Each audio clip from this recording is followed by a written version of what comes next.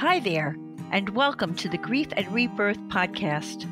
I'm your host, author and trauma survivor Irene Weinberg, here to encourage you wherever you are in your healing journey.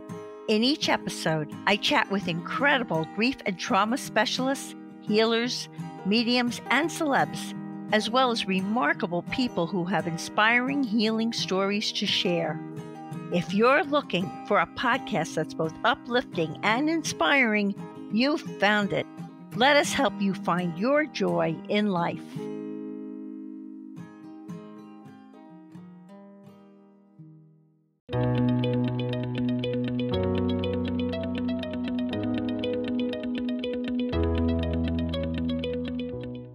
Hi, everyone. I hope this finds each of you so very well. I'm speaking to you from my studio in West Orange, New Jersey, and I'm absolutely delighted to have this opportunity to introduce all of you to Jan Warner, who has produced several documentary films and theater productions, is an avid world traveler, and the author of the book titled Grief by Day, Simple Practices and Daily Guidance for Living with Loss, which provides 365 daily reflections, weekly themes, and 52 healing exercises to help its readers to make peace with their grief, one day at a time.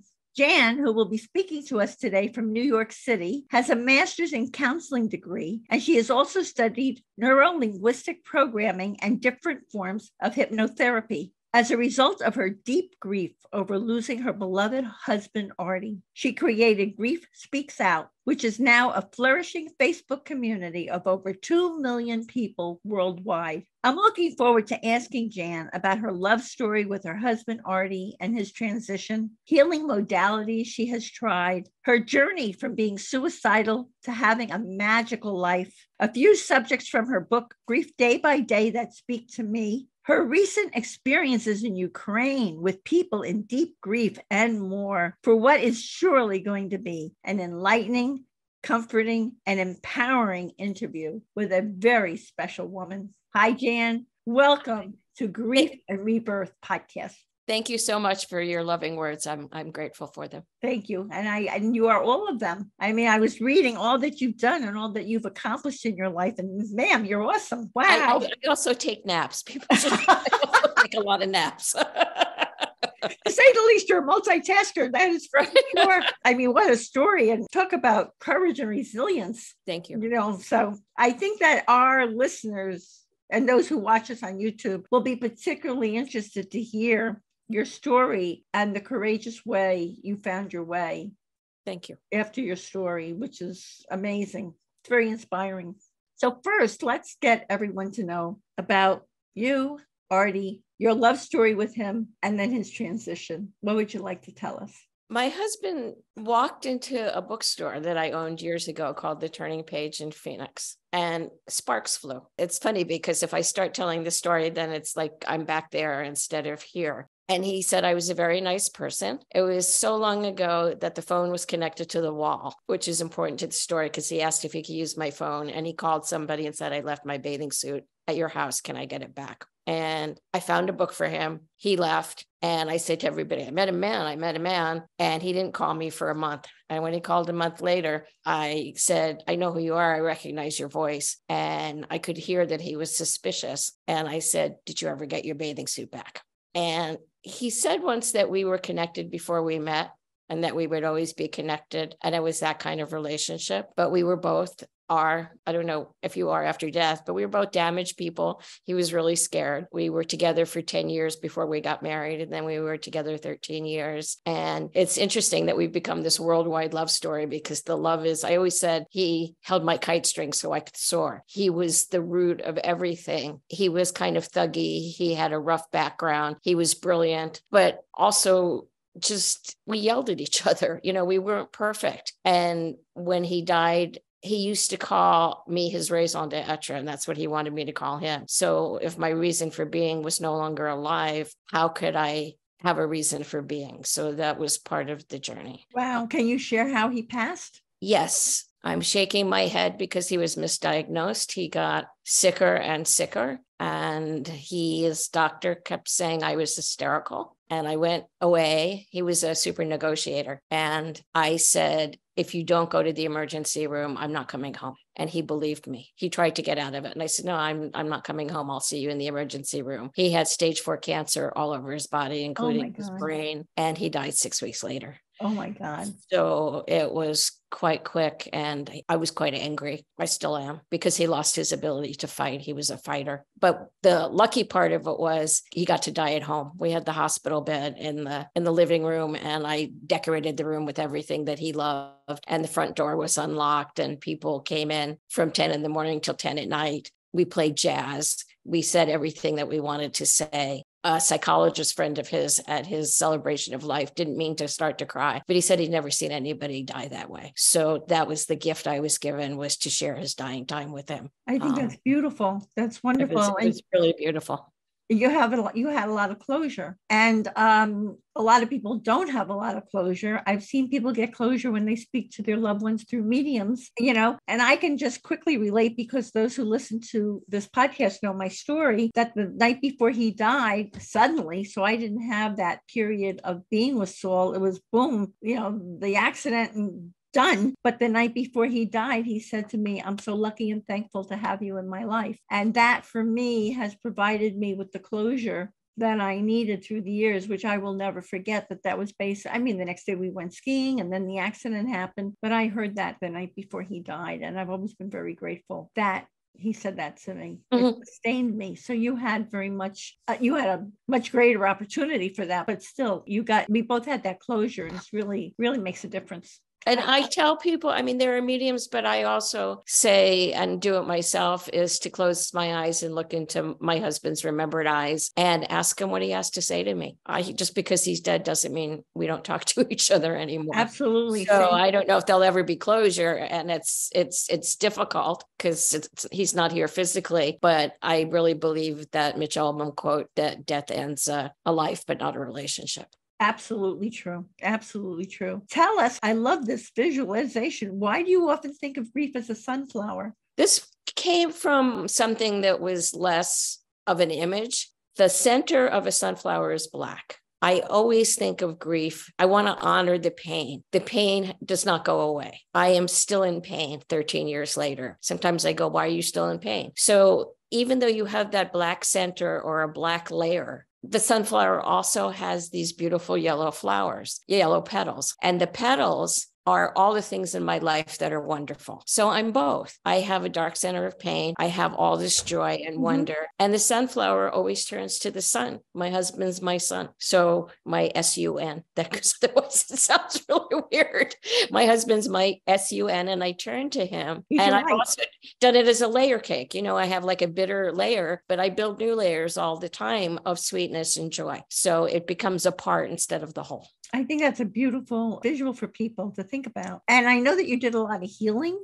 And a lot of people, seek out healing modalities. There are a lot of healing modalities on the Grief and Rebirth website. What were some of the healing modalities you tried, and which did you find to be the most helpful? I did everything. I was trying to save my own life. So I went to bereavement groups. I had a therapist. I had a friend that was a medium. So I had a phone call with my husband. I traveled to conferences because I was interested in hypnotherapy. And whenever anybody wanted somebody to work on, especially having to do with grief, I raised my hand. The person that originated neurolinguistic programming, which is a way of changing your thoughts and patterns in your brain, Richard Bandler, has a small group that costs a fortune, and I went to that twice. And then I did something interesting. I said, everything I'm doing is sad. And so I started taking comedy sketch writing. And the teacher said, why are you here? And people said what they said. And I said, well, my husband died, so I thought I'd do comedy. And I got a combination of, and people laughing. But I realized I needed to add in something beyond just dealing with grief, because it was like, stop already. It's like, where do I go to see beauty? Where do I go to laugh? So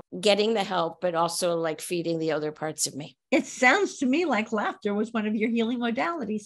Definitely. That was, I knew I liked to go to theater. So I would go to theater and I would sleep. I even slept through Daniel Craig and Hugh Jackman, which is not easy. And I would wake up when people applauded. And then I went to see Carrie Fisher and Wishful Drinking. And not only did I stay awake for the whole thing, I laughed. And I had a little interaction with her, which she initiated. And she gave me a medal, which I still have today, because it reminded me, it was like, I can laugh. I didn't know I could laugh. So that's part of it was for me, was showing up places, waiting for life to seep back in. It didn't matter that I didn't want to be there. And I still do that. I make lots of plans. A lot of times I don't want to do things. Last night I went out to dinner with a friend and I was having sort of whatever. And I went and I had a great time. So yeah, showing up and helping people. Yeah. By the way, I saw that show too. Carrie Fisher was wonderful. Oh yeah. I loved it.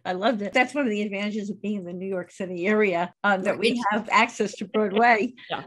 So I also want to ask you, you went from being suicidal to achieving so much. So what have you learned about being, I guess it's like your sunflower, about being sad yet having a magical life at the same time? Well, I really believed that my husband was going to come get me. I literally would go to sleep with my hand up in the air. Now I live in New York City, so I lived in an apartment building, and I mixed my metaphors, and I pictured him with angel wings in a swan boat going through different apartments going, excuse me, I'm just going to get my wife, And then I have a park bench in Central Park with a plaque that talks about us. And I went and sat on that. And I said, you're not going to get me here either, are you? And after that, I thought, okay, I'm your wife. If you're not going to come get me, I'm supposed to go get to you. And I did. I researched suicide. That's why it's in my book. They didn't want me to put the word suicide in my book. And I said, no, we talk about things that are real, because a lot of people consider suicide when somebody they love dies. I have a daughter. And I have a lot of friends that love me. And my grief at that point was so overwhelmingly annihilating and painful. I couldn't give that to the people that I loved. So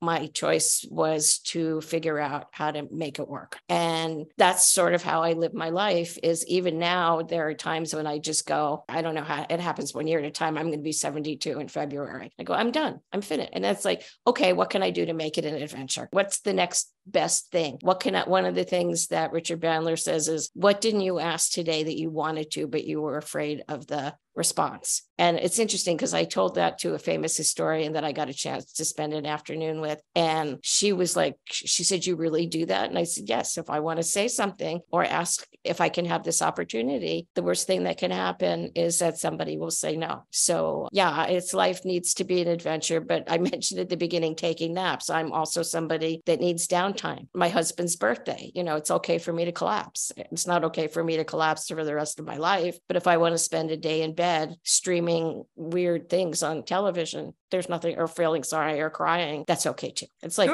there's no negative emotions to me. They're just all part of the journey. You've accepted yourself, all of you. Yeah. And your needs. Took long enough. Right? Excuse me? I said it took long enough. It took long, but it happened. There are people who stay stuck and it never happens for them. So you're inspiring for them. You also have an inspiring story about a woman on Grief Speaks Out who was actively suicidal after her husband's suicide. And it's a really inspiring story. Can you share that? Yes. My Facebook page, Grief Speaks Out. I remember starting it and trying to get the first 100 likes and then to get 1,000. And I never thought I'd have 2.4 million people from Africa and Australia and the United States and all over the world. And this woman was from a totally different continent. And she just really wanted to die. She wasn't making huge attempts, but she was doing a little bit of self-harm. And she felt so guilty for her husband's death that she couldn't live. And there are very few people on Grief Speaks Out that I know their names. I know I've had conversations with. And after time, she met somebody, she fell in love. She's very present for her children. And I messaged her and I said, is the smile I'm seeing on your Facebook page something that goes all the way through? Are you really happy? And she said she's unbelievably happy. And she still misses her husband that died. She still posts his picture on his birthday and on the anniversary of his death. But if I had said to her, don't kill yourself, you're going to fall in love and be happily married, she would have said that I had no idea what I was talking about. But because she stayed alive, that was able to happen. And it doesn't have to be a man. I mean, I'm not interested in another man, but it's like you really don't know what's out there for you. And you cut off the chance of something happening that might be fun for you, even though you can't see it, even though you can't see it yet. You might be somebody who's listening to me saying that woman has no idea what she's talking about. I'm just going to be miserable forever. I really thought that I was not going to survive my husband's death, and I didn't want to. So yeah. How many people can relate to you and also relate to your going on and finding magic in your life? I just want to ask you, what happened to keep this woman before she met a new love from committing suicide? Was it the Facebook postings of people? What got her to veer away from what she was doing? I don't know her well enough to say that. I think I have a letter from my husband where he says he's really proud of me because every time I fall down, I stand up again. And I think that's part of it, is that if you don't give up searching, if you keep looking, if you keep somebody actually said this, and I've got that brain that keeps forgetting, but you keep trying, you keep searching, you keep saying, what can I do today? And if you can't move, like at the beginning, I couldn't move. I mean, I went out very rarely, but because of the internet, I could find something funny or something beautiful on the internet, or I could find somebody that was struggling and post something. I'm still friends with people on Facebook from 13 years ago where they would say that they were desperately unhappy, and I would just post something supporting them. It's beautiful. That's beautiful. Now, you have another story that blew me away, and I know it is really going to impact people listening to us. You recently visited Ukraine. Yes. And you had experiences with the Ukrainian people who are obviously in very deep grief, who have suffered atrocities. And what would you like to teach us? What did you learn from them that you can transmit to us? I mean, it's amazing. I read that they still have a spirit of celebration while they're mourning. Wow. Their spirit. I had to apologize to my daughter because she said, have fun. And I said, I'm not going to have fun. I'm going to a place where people's lives are destroyed. But what has happened is that because everything is so tentative and they've suffered so much tragedy, they're determined to make every day count. So I literally, especially if I was talking to a mayor, I would say, is it okay? And then if he said, yes, I got more hugs in 10 days than I've gotten in the past 10 years. The person to celebrate, the mayor of Bucha, the deputy mayor of Bucha, Micah, had heard about me because of my Facebook page, and her husband was killed in 2014. And she asked I asked if I could talk to her. And she was the one that says, we have to celebrate as well. And I became friends with a 24-year-old. His name is Olix. It's Alex, except with an O, Olix. And I have to keep reminding myself he's only 24, but he had this big meeting with 100 people. And he said, and then the power went out. So we all had to get candles. And then he stopped and he left and he said, well, it was actually a little romantic. And that's what they're doing, is they want victory and they want to be fully alive, but they also, what I do is witness. That's what I do.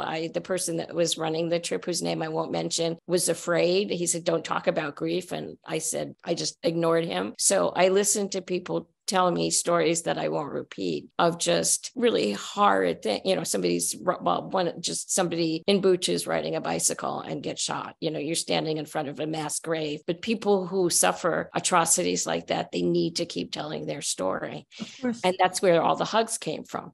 I was there to say, as I am with any grieving people say, what do you say to a grieving a person? What I say is, I'm going to tell your story. What's your story? I'm here to listen. I love you. There's nothing I can say that can fix it, but I can listen to you. It was just inspirational that in the middle of all this, to see the joy and the laughter and the determination to make every second of life full. That's beautiful, Jan. What originally prompted you to go to Ukraine? Well, I've been watching stuff on television my whole life, and I've never been able to do anything. And for some reason, I wanted to be able to go to Ukraine and do something to help. And I thought, a 71-year-old grandmother showing up in person. I also donated money. I found somebody helped me find Ukraine Friends, which donate ambulances. They're not that expensive. I didn't think before that if you're sending an ambulance to a war zone, you don't want an expensive one because it's going to get blown up. And then I was able to make my own connections and just be like you see me now, just be really present with people and be loving and continue to help. And if you want to help, the thing is, they need everything. All the money goes for the war. So they need rebuilding, and knowing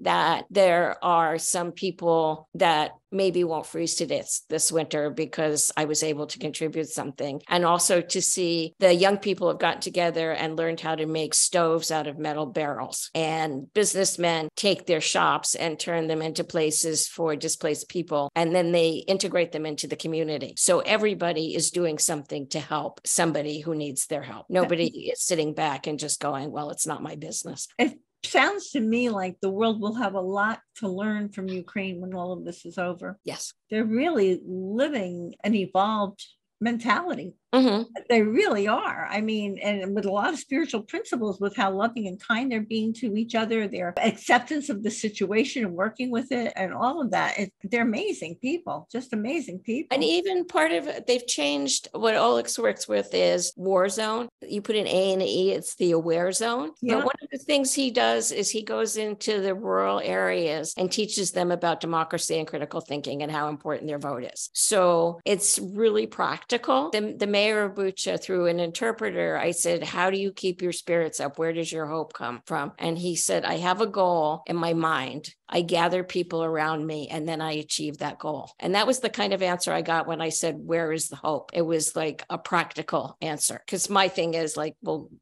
go to bed and put the blankets over your head. That's not how their mentality. Their mentality is within my small ability. What can I do to help? I'm so glad that we're discussing this. This is so helpful to people. It really is. And now I really want to talk to you about your book, which I can recommend it heartily to people. I read it. I think it's wonderful. And it's called Grief Day by Day, Simple Practices and Daily Guidance for Living with Loss. What inspires you to write it? And then I want to ask you a few other questions about it. Because my Facebook page has so many, Grief Speaks Out has so many likes, 2.4 million followers. I opened my email. I've always wanted to write a book.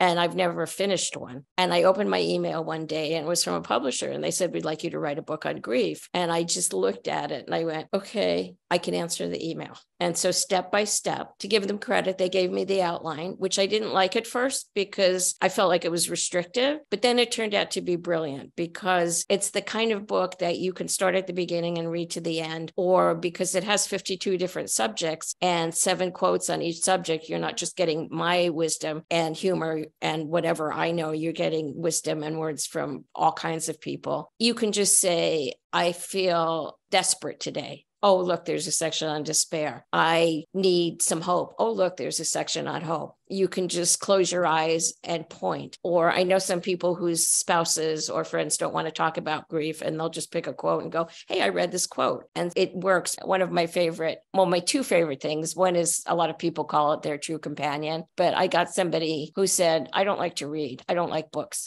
but I really like your book. So it's not even a matter of, it's also set up because I know that when my husband died, my attention span died with him. If you also have a lack of an attention span, you don't need one for this book. Yeah, that is true because the sections are very clear. And then the topics in the sections are very clear. So talking about that, because there are 52 subjects, 3 that touch upon the mission of grief and rebirth are your subject of afterlife, creating meaning, and healing. So I want to first ask you a question about the subject of afterlife. You have a wonderful story of a question you posed to people. What does UPS deliver to you? I just love that story and what it has to do with the afterlife. And then also, please speak to us about the subject of love, which connects with what you call the great unknown. I have more evidence. I mean, I know people like you. I know so many people that are 100% certain there's an afterlife. I tend to be more skeptical, but the truth is I have more evidence that there's an afterlife than I have that there isn't. And the universe is so huge and it's expanding. There's actually room for billions and billions of souls. But shortly after my husband died, I went to the UPS store and there was a very conservative looking man with wire-rimmed glasses, dressed very well, not at all. I don't know. Sometimes people associate these kind of stories with people that are artistic or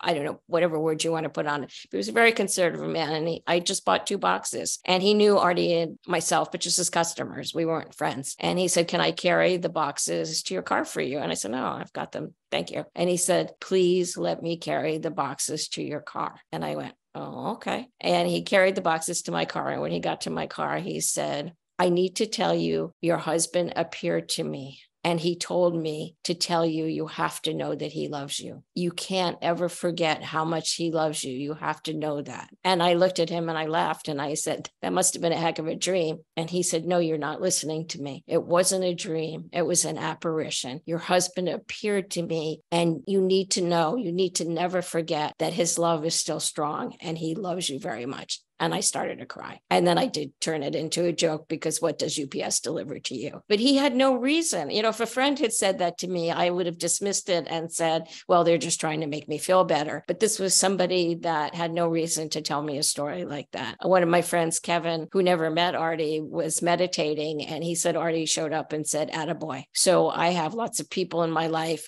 who never met Artie who have seen him or heard him. So he says, I should say that he gets around. He is around. He's around you all the time. You said love, and how did you? About love, there was, you call it the great unknown, the subject of love, which connects what you call the great unknown. Oh, that's right. We, in our family, we call what happens after death the great unknown. I respect people that have a very specific picture of heaven or what it looks like. I'm not sure what it's going to be like, but I know it's there, and I know it's about love. And I firmly believe the connection continues. And if I'm wrong, it doesn't matter, because I'll be dead and I won't know. I couldn't function. It doesn't make any sense to me that this wonderful healing journey Artie and I were on together could have an end.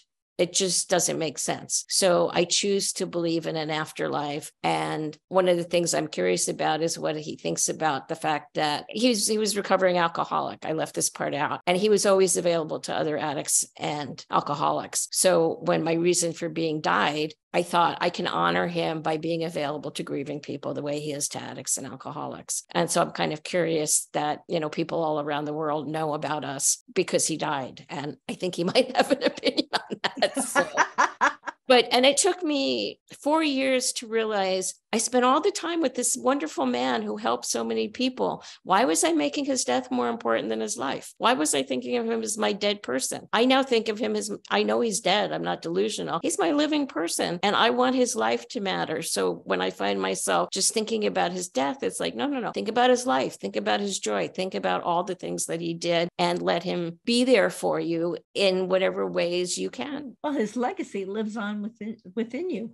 Yes, always. I mean, and what I'm doing with this podcast, my husband is definitely a part of that also, you know, so they live on within us. The other subject I like that is related to Grief and Rebirth podcast is creating meaning, because so many people who listen to this podcast, or so many people who talk on this podcast, have created meaning from the tragedy that they went through or for the loss that they had. So, and there was a question that I really liked. What in your loved one's life or death can help you find meaning in your own life to create a new mosaic? Yeah, and you said the word mosaic because mosaics are made out of shattered pieces. Right. So the fact that we're shattered pieces doesn't mean that we can't make something beautiful. And that's exactly what you're doing. Thank you. I've come to believe over time that if you're alive for a reason. I know a lot of people don't know what the reason is, and they feel like they'll never find it. And sometimes they want to make it too big. Your reason for being could be as simple as being in a grocery store and saying to the person that's checking you out, your hair looks really beautiful. It could be honoring so many people. I mean, I'm not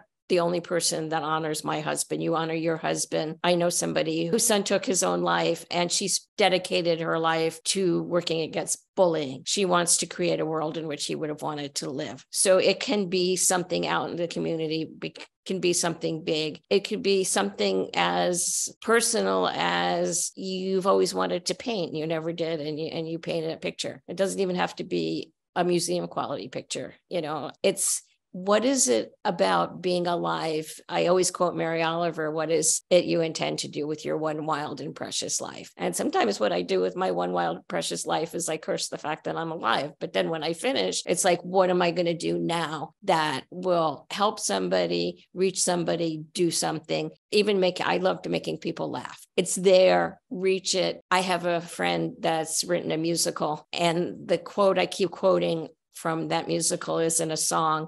Her name is Lourds, Lord's Lane, and the musical is called Super You. But it's, if you dim your light, you dim the light of the world. And when we're grieving, we tend to dim our light. We don't want any light. But if you dim your light, you're not just taking away from your own soul, you're taking away from the souls of the entire world. Right. And look at what you're contributing today to all the people who are listening to us, are going to be listening to us. You know, you're turning a light on for a lot of people. So I also want to ask you about the subject of healing, which you talk about in your book. You see healing as a process, and you say that healing is like acceptance. It is honoring all that is. How is healing about learning to be inspired by grief rather than deadened by grief? I did a podcast and somebody wanted me to title it, and I totally threw her because I said, why don't we call it Celebrating Grief? And she said, what? My mother was not somebody that I got along with, and I didn't grieve for her. So that was part of how I learned that grief is a gift. So I celebrate that I was so loved, and I so love that I have this grief,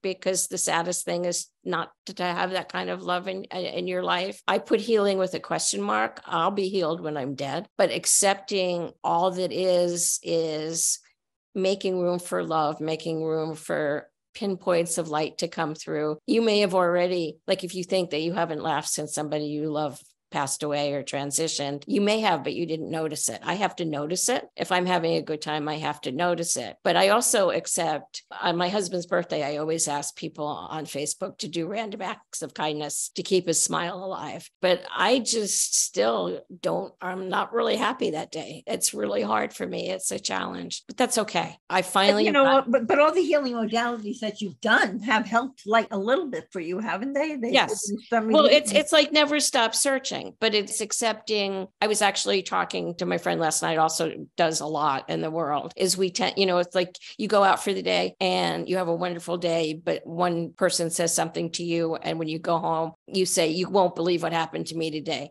For me, it's changing my focus, is paying attention to all the things I have in my life that are magical, all the things that I've achieved, instead of stroking the wounds, because the wounds are still there. Grief is exhausting. I have educated therapists about this. You're not dealing with a trauma that happened in 2009. You're dealing with a trauma that happens every morning when I wake up and go, oh, he's still dead. He hasn't come back. Now, how am I going to make this day rich? Or am I going to take a day where I just take some time off? Mm-hmm, mm-hmm. Well, the other part is that you're taking care of yourself too in your grief, which is so important, And it's okay. It's okay. It's okay. When I got that message, be loving and kind to everyone, that means be loving and kind to yourself also.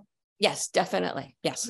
So that's what you're doing. What else would you like to tell our audience about your book, Grief Day by Day, which has sold over 70,000 copies and has so many 5-star reviews? Is there anything else you'd like to add now that our audience is going to get your book? Thank you if you buy my book. It's a very good book to donate as well as buy for yourself. It just covers everything. I'm surprised sometimes. I got an email from somebody in Mongolia asking me for a copy of it. I have no idea how she heard about it. I got somebody who works in prisons asking me to donate copies for prisoners. So I guess what I'd like to tell you about my book is to go to Amazon and read the reviews, because there's almost 2,000. It could be over 2,000 reviews, and see what other people say about it. I'm humbled by the fact that has helped so many people, that people that don't like to read, that people who think that there's no light find ways to get through things with the book. So check it out. And at some point we'll get to a free gift. I'll send you a copy of my book, but also think about,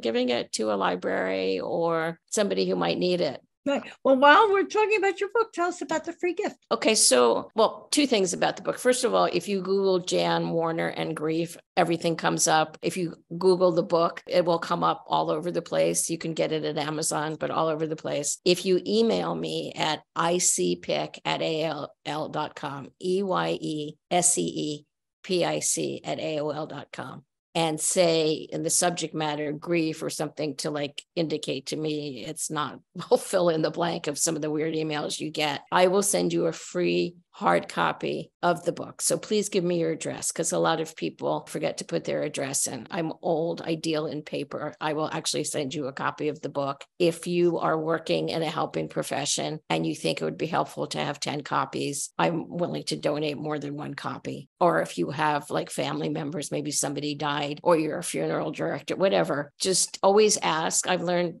over the course of my life to say no. So whatever you want from me, email me at eyesepic@aol.com. And always feel free to ask me anything. And if you don't want to put grief in the subject line, just put Irene. And I know Jan will put Irene, yes. Jan will know that came from here.